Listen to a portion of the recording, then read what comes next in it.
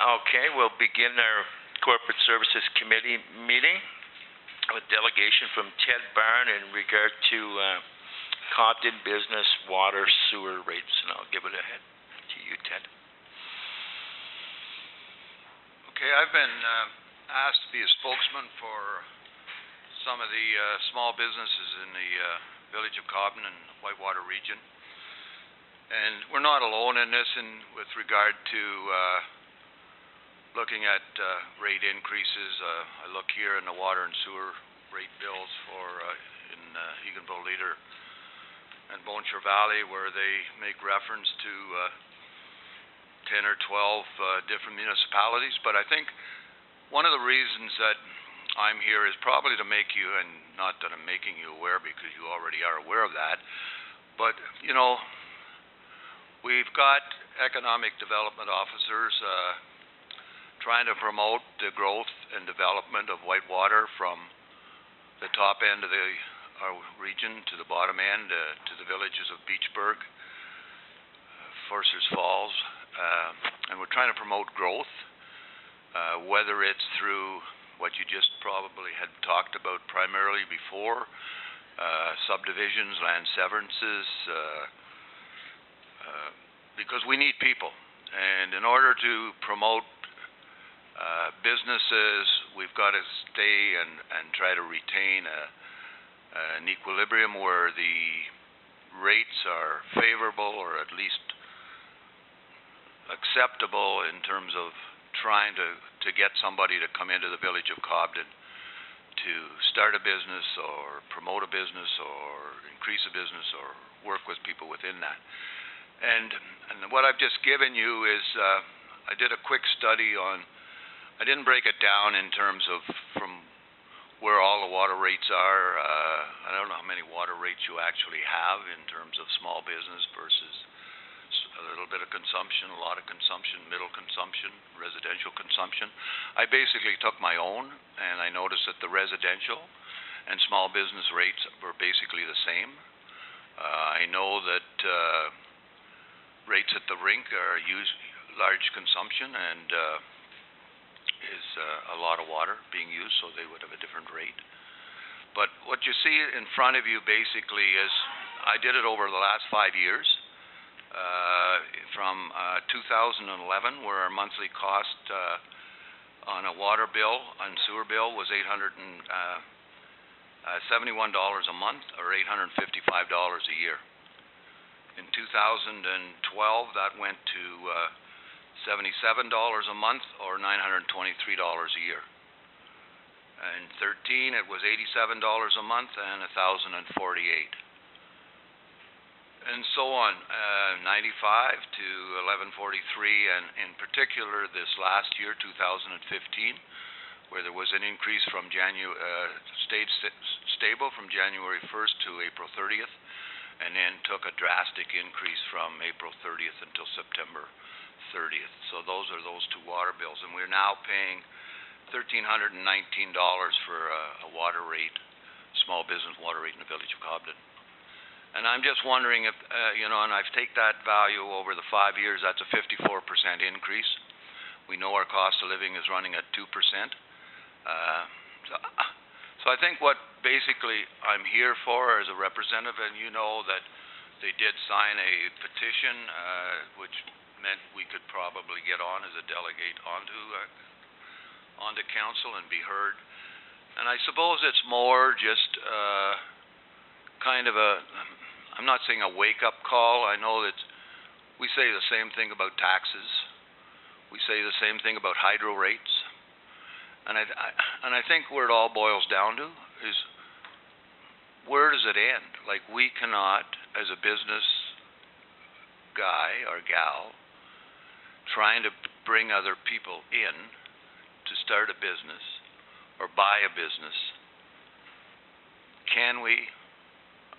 is becoming much more difficult.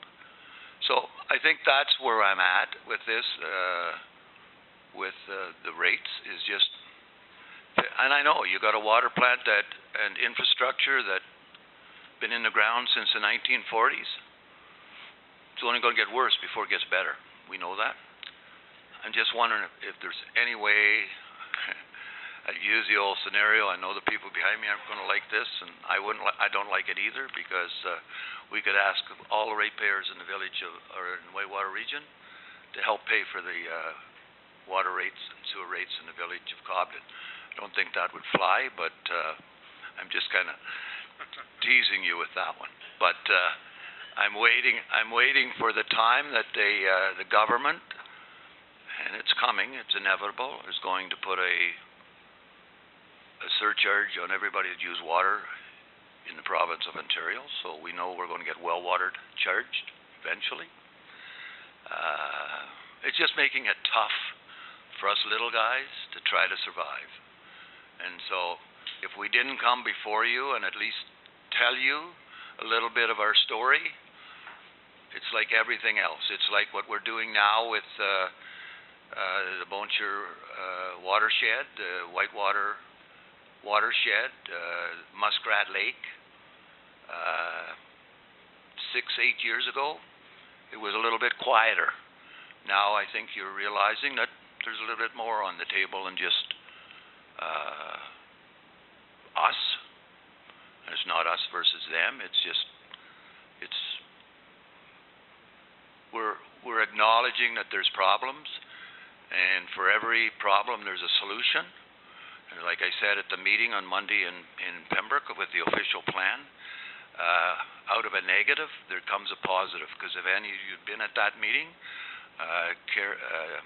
Rainey and Karen Koulis are doing a magnificent job in setting up buffer zones to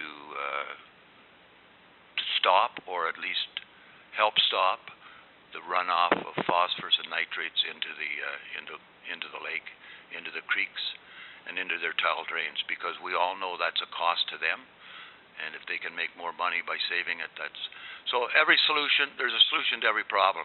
So I think basically what I'm saying, folks, is that I'm throwing this out on the table. I know that the government continues downloads stuff to you guys.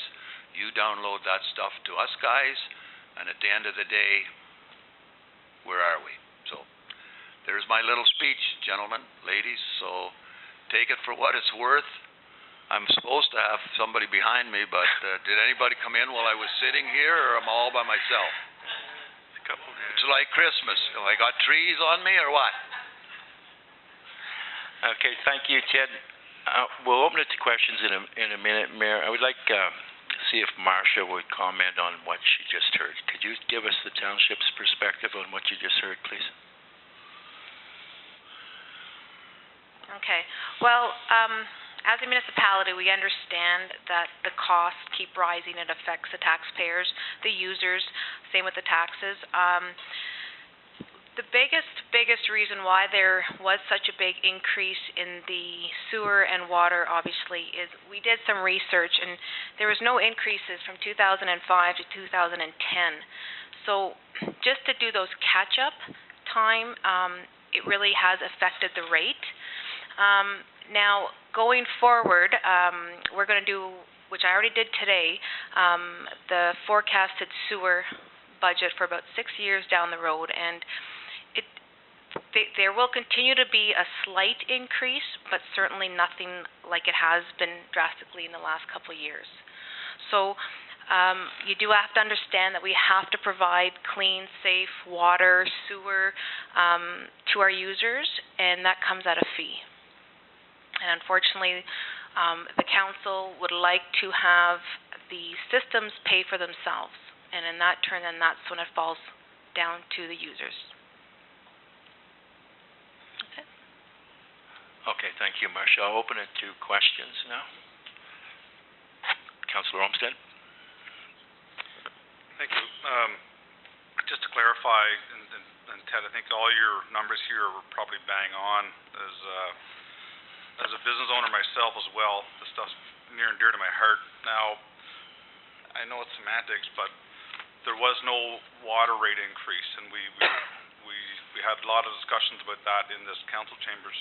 It was actually 0% water increase, and I see that you have that accurate on your report here. So from 2014 to 2015, there was actually a 0% water increase. I think that's because We do have the water treatment plant figured out. It's the sewage treatment plant figured out, that we need to figure it out. Now, all that aside, the biggest issue facing Cobden over the last, since my house went up in 1992, is zero growth. And the costs get downloaded, as you say, but those costs escalate every year. So right now we're looking at a $3 million, so a $9 million upgrade to a sewage treatment plant, $3 million which that's come from Cobden, from our own budget. Well, $3 million divided by, right now, there's 460 hookups in Cobden. 460. And then, sorry, and that's water, so probably roughly the same for sewer, right? Pretty close. So that 460 has been 460 for the last 10 years, 15 years, 20 years. The biggest issue is stagnant growth. There's been zero growth in the region. So if your costs escalate every year by, we have I can't remember what the budget is now, but if it's a $300,000 budget, and then it's raised by 10% a year, which is 330, well, that extra 30,000 gets passed along to the 460 houses, current houses. Where if you have growth, then you're able to spread those increases out over the increased user base. And that is the single biggest issue facing Cobden over the last 20 years. Thank you, Councillor Olmstead. Ted, respond. I'm just wondering, when Chris is talking about zero growth, which certainly is true, I just heard something on the weekend, and I don't know how true or how not true it is, but maybe somebody could research it for me. I don't know what year you did the sewer plant. Probably back in the 80s. I was told that it's somewhere in your books that sewer plant had the capabilities of adding 2,500 homes to it. And in that time, there's probably been 10. I don't know if that's true. I don't know who has decided you need a new sewer plant, but anyway, that's what I've been told, that was when you did the sewer plant, and I'm only going by hearsay. I have no idea. I didn't research it. Okay, thanks, Ted. Mayor Johnson? The actual facts are that the plant has been running at 15% above its capabilities for the last 15 years. And that the new plant that we're putting up at a cost of $9 million will not come anywhere near that much more addition as to what you were mentioning this one was capable of. It will allow for a great deal of growth, and we are very active in trying to get more growth. If we get the growth, everybody here will benefit, and it will not be seen right away. And the unfortunate cost of things in reality is you've got to buy the truck before you can put it to work, and you've got to build the office before you can use it. And so we're trying very hard to keep it way down. And there was a tremendous discussion before any of this went forward in the 2015 budget. But we also are very open to anything that might help reduce costs. And so, although they sent you without filling the stands with the people you expected, they probably could be some people with some ideas that we might be able to go forward with. But the biggest one is, as Chris said, let's sell homes. Let's sell houses. Let's get everybody every day doing their best to promote our region. I think that is key here to helping each other. And it will not happen overnight. Thank you, Mayor. Well, as you know, I've lived here all my life, and the population, I don't know what it's saying on the sign now, is 1,030 back in 1950, and it's still 1,030 in 2015. When we built Opeongo High School, and I was involved in building the high school and working as department head in that high school. We opened in the fall of '68 with 1,125 students. We're now down to just on the 400 student mark. So, I don't know what you guys and gals are doing in order to keep the population up. I gather you're not doing your job because we're not putting kids in those schools. But the kids that were here in that time frame are now gone, and we got to bring them back. And if we can, and I pray and hope that what BEI is doing there, that you guys and gals support them to the nth degree, because Mayor Howell said we need homes. You look at Beachburg. I don't know how many homes they put in Beachburg. They've got to build 10 or 15 every year for the last 30 years. And there's not a reason in the world, that we can't be over and above that when you think of our people that work in Ottawa and the ones that work at Atomic Energy and in the base, and they both go each direction. This is a goal of mine waiting to happen. So just do that, and then I won't be here talking about water and sewer rates. I'll be quite content with what we've got, and all of you people will be quite content with, and the businesses will be, because they'll be spending money right back in here. So I'm not going to say any more. I brought it to your attention. You know where it is. You know that I sometimes talk too much and get carried away and go off on a tangent, but I'm going to quit there. Okay? Thank you, Ted. Mayor Johnson? I just want to reiterate the fact that everybody's saying the same thing, and it's key that we move forward. But we're all saying the same thing. Let's keep our kids here. Let's quit exporting our best resources. Thank you, Mayor. Councillor Olmsted, one question. Sorry, that's not a question, Ted. I'm going to leave you the reports that Marcia's given us here.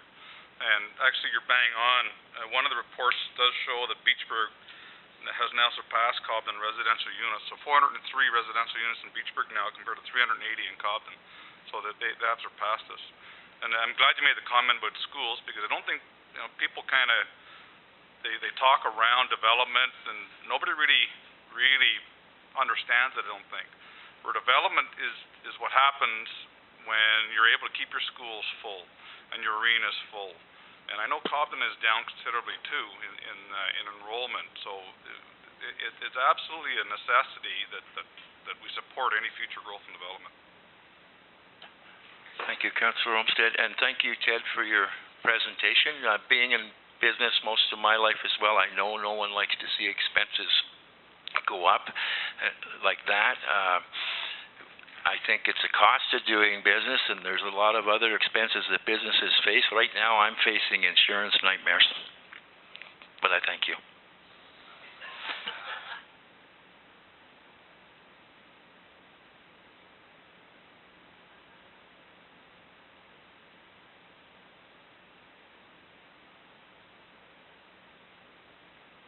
Okay, we're going to go back a step here to the Economic Development Committee, which I'm chair.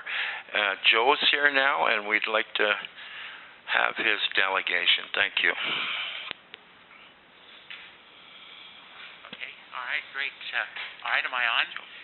Here you go, Joe. Okay, actually, I'm a delegate of one. And really, I had asked for this meeting quite a long time ago, and in the interim, I had the privilege and the pleasure of doing 2 road tours with most of council, which I went over with you, those in attendance, the issues that were important to our part of the world and sort of the constituency that I represent. So everything that I was going to cover at this meeting, I did when we met, and we toured Grand Settlement Road and all the back roads there, and also our tour of Muskrat Lake. So I've done that. I want to thank council for doing that for us. It was very worthwhile for me. But so I didn't have a lot to say actually until I walked in and listened to Ted. And one of the things is, obviously, I've been in growth and development for the last 40 years. And I'm in the unique position although there are a lot of people in business, the business that I am in is actually going against status quo. Every single thing that I've done in the last 40 years, really, nobody's done before. So there was no standard. I couldn't be put into a bureaucratic pigeonhole when we did the rafting, when we did the bungee jumping, when I started jet boating in Montreal. The RCMP came and arrested me for violating the Canada Shipping Act because we did it without a permit because we were in the Lachine Rapids and you needed a permit to operate a commercial tour, but you couldn't get a permit to go in unnavigable waters. So obviously I was in a catch-22. So every single thing that I do goes against the status quo. And what I would like to encourage this council and this economic development committee is that if you really want to have growth and development, you have to challenge the status quo. If you follow all the rules and regulations, I can tell you, you'll have just what Ted said, no growth. That's what will happen. And one of the reason that I was very pleased to hear that Beachburg is alive and growing, and one of the reasons for that is that Beachburg has a very high quality of life, and it attracts young people. When you it's amazing. It's the only thing that I'm hoping that my children who are in their mid-20s are going to stay here, because Beachburg and the surrounding area and the river is a cool place to be. And if you don't make it cool, you're not going to get the young people. And so just a few things, and I won't take up too much of your time, but and key to attracting people to this area is that quality of life. And I wanted to talk a little bit about trails. We started a new trails association, and Beachburg has lots of mountain biking trails. We're trying to do that with road biking and different things. The more that we can connect our municipality, the better it is. And once we get our entire municipality connected, then we start connecting outwards. But that's the key. This has to be a fun place to live. People want to live where it's cool, where it's neat, and we need to do that. And council needs to think about breaking the status quo. If you follow the status quo, we will have no growth and development. And I know that. I wouldn't have been in business 40 years. I had to challenge every single thing that we did. Otherwise, there'd be no wilderness tours, there'd have been no rafting, kayaking on the Ottawa River, there'd be no bungee jumping, there'd be no jet boating, there'd be no nothing, because I went against the grain, and that's what I'm asking council to consider. One of the things that I would like you to think about, and I was truly amazed and I was embarrassed on that road tour around Muskrat Lake. I've been here in this municipality for 40 years. I've never been to Muskrat Lake. I've seen it. At the end, you drive by all those places that are visible. I have never seen Muskrat Lake in the 40 years I've been here, and I was just blown away with the potential of Muskrat Lake. I was blown away on the west side with the sloping land, on the east side with all those jagged cliffs and all that.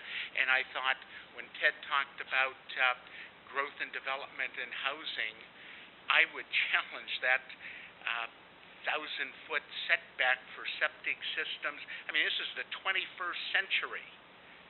I mean, people have been on the moon for 50 years, and we can't engineer a septic system, and we follow, I mean, it's stupid science. If there's any science at all, it's stupid science. And if I were sitting there instead of here, I don't know what I would do, but I would protest, I would change it, I would fight it, I would not put up with it. It is absolutely stupid. It's stupid science, and I would not follow it. And I would break every rule and regulation to make it happen. You have, like obviously my forte and my experience and, is on that side of the municipality. But for those of you that live in Cobden, you have a absolute treasure in Muskrat Lake on both sides. I would look at developing all, when we did the road tour, all I saw was cottages and homes on every terrace with a view of the lake. On the other side, I saw beautiful vistas with all that rock. That brings me to another thing I would like council to think about is that with setbacks. When I looked at Muskrat Lake, I think that we have a 20-meter setback in our municipality. I would look at that, because if you're going to build and develop on that side of the lake, you want to be right up to the rock's edge, and you're a long way from the water. But all these things can be done. We are in the year 2015, going to 16. It's the 21st century. We can engineer solutions to all these problems where the old rule says you can't do this, you can't do that. And you can't, I can get a severance on a private road that's on waterfront, but why can't I get it on a ridge line easily?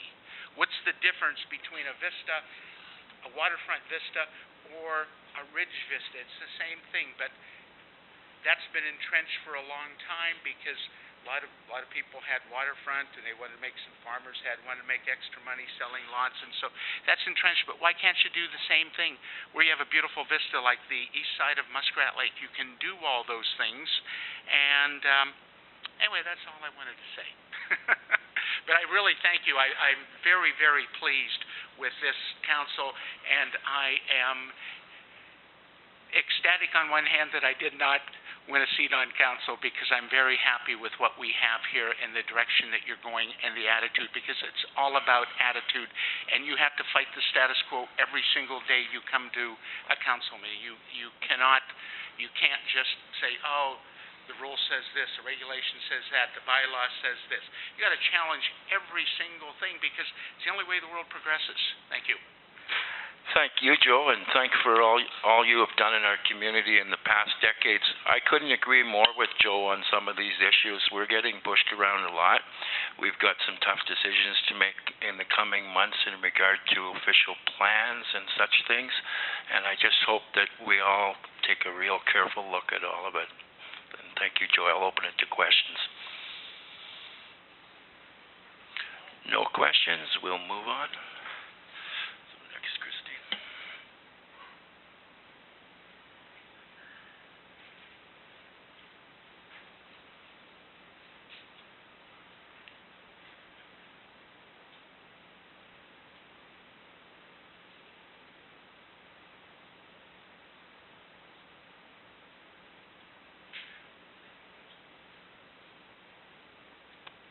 So next on the Corporate Services Committee would be the Westmeath delegation for arena renovation funding request. So if you'd like to come forward, whoever's that delegation is.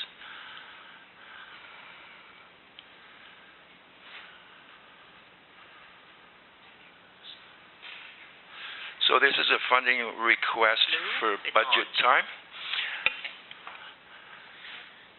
And I'll pass it over to you folks. If you could introduce yourself first, that would be great. My name is Steve Fleury. I'm the Vice President of the WDRA, representing Brenda this evening who couldn't make it.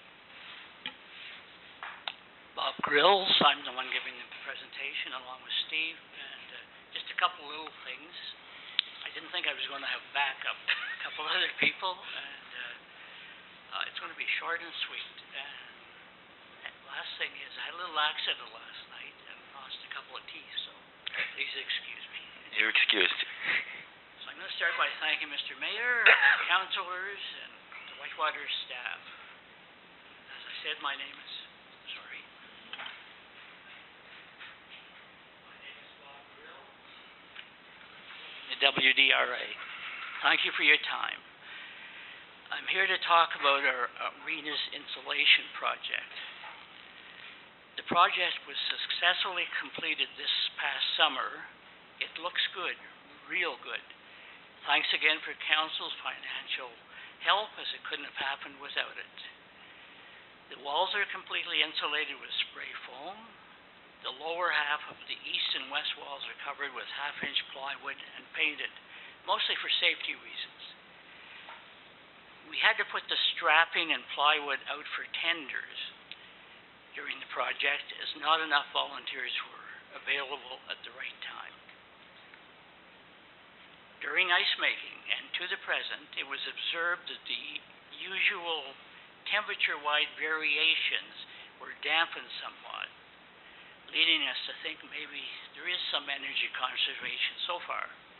It is too early, of course, to tell how much energy we can save. The nice part is we can report that the community's interest in the arena's fresh appearance is very positive. It feels uplifting, it's inviting, it's welcoming. Just some of the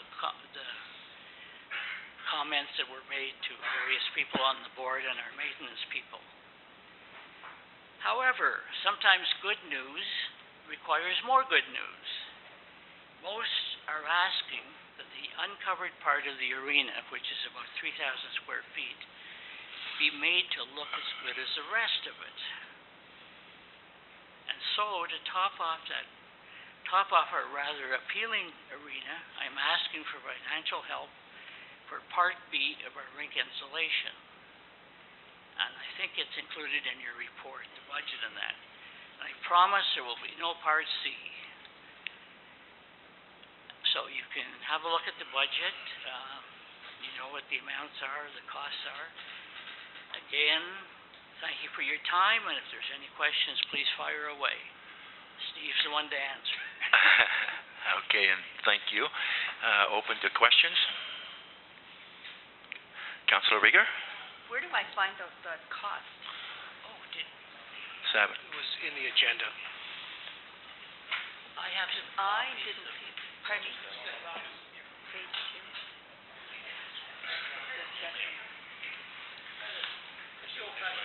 Thank you.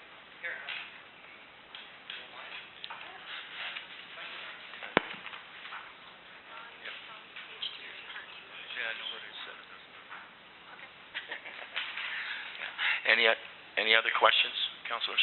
Councillor McLaughlin, please. I'm just wondering, Bobby, you did say you were getting positive feedback. Has there been an increase in your ice rentals? Do you know? Well, we have seen an increase in ice rentals this year. I don't know if we can directly correlate that to the insulation. It has been a busier year with the Silver Stick tournament, giving us a lot more ice. The way Muskrat changed minor hockey, so it's they've changed the way teams are assigned. Okay. So we have acquired 4 teams this year, where in previous years, population-wise, we may have only acquired 2 or 3. So there was that kind of increase. So I don't know if I can say yes, insulation was the sole cause, but to touch a little more on what Bobby was saying is we were working on a green plan for energy conservation, and last year was sort of a banner year for us. We put in a water conservation system where we capture wastewater and waste heat energy to heat the hot water that the Zamboni uses. That was followed up by the insulation project to now keep that energy in our building. The next step for the insulation is obviously to finish the insulation. If anybody's been out to the building, you'll know that there's we'll say 30-foot ceilings for lack of an exact number. So the first 12 to 15 are covered, and then the ceiling drops down to cover a bit more with that reflective insulation. So what we're trying to do is there is a insulation that was put up there. I don't know when. It's quite dated. It's falling off, but it's serviceable at this point. So if we were able to protect it at this point with more plywood, with the appropriate strapping, that down the road we wouldn't be coming back going, okay, well it all fell off the walls, and now we need a bunch of spray foam to fix this problem. So it's like you said, Part B of the insulation project. work on for energy conservation. Yeah, and my reason for that is, and I'm sure the general public has said how cold the arena has been over the years. So, and I know when I sat on it last year, I thought, well, yes, that would be a great idea because they may be able to generate more income if it's more attractive. Is that wrong, Steve? Am I going in the wrong direction? No, you're not. It's the insulations. We still have a very cold rink. We don't have the facilities for larger bleachers where we can put nice heaters and stuff in for the fans to enjoy. What the insulation has done for us is lowered the fluctuations. So we run, if anybody skates on our ice, you know we got fantastic ice out unless please come rent it. Okay, great. We have good ice because it's cold and hard. We don't have warm interior like Pembroke does, where you have very soft ice. People who play hockey tend to enjoy it. So our rink still remains cold simply because we run a colder ice. But what we're doing is now we're not just bleeding that out in the early months. So like today, though, we're in December and it was +2, +3 today, and we're not just bleeding that temperature back into the building because the warmth's not coming in as quick as it used to, which means that the plant's not running as much as it used to. But that's not really related to how enjoyable it is inside for the. Okay, thank you. Councillor McLaughlin? Or, sorry, Councillor Olmsted? Is your intention to contract this next portion out? We would have to do the strapping and plywood again. It would even be more difficult because of the height. So in your estimate, I see you have installing, strapping, and plywood $3,000, and then plywood is a separate number for cost. So is that $3,000, is that for installation, or is that for? Just labor only. Labor, so Yeah, subcontracted. The problem we ran into last year, as Bobby touched on, was we have an individual on our board who's quite good at organizing people, and even with his excellent leadership, we were unable to acquire the needed people to both strap,